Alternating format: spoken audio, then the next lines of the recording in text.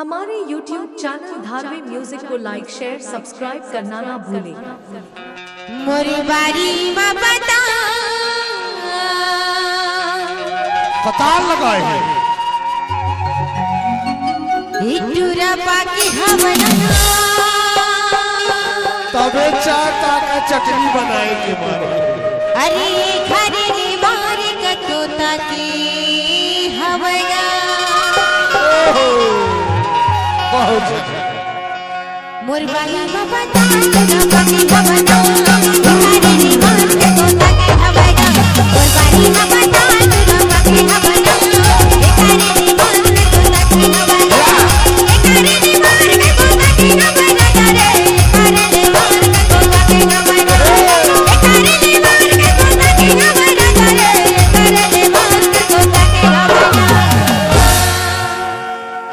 मोरी बारी में बता तेरा पाकी हवना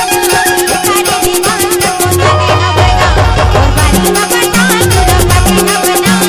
घरे रे मारे का तोता की हवना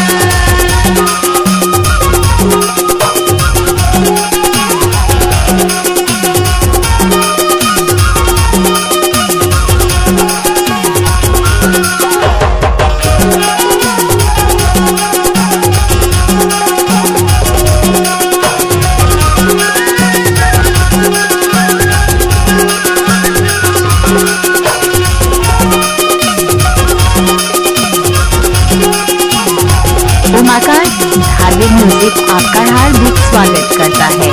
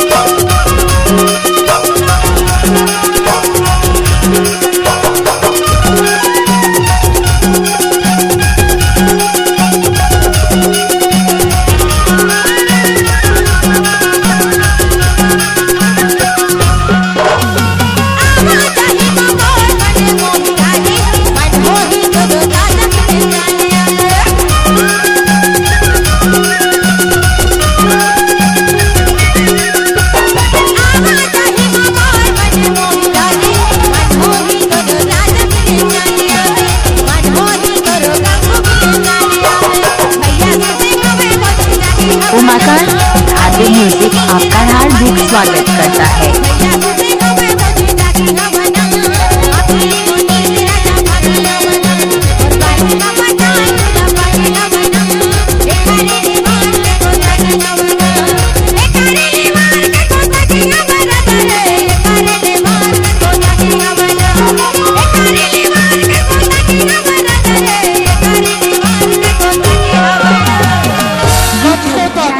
धार्मिक म्यूजिक को सब्सक्राइब जरूर करें।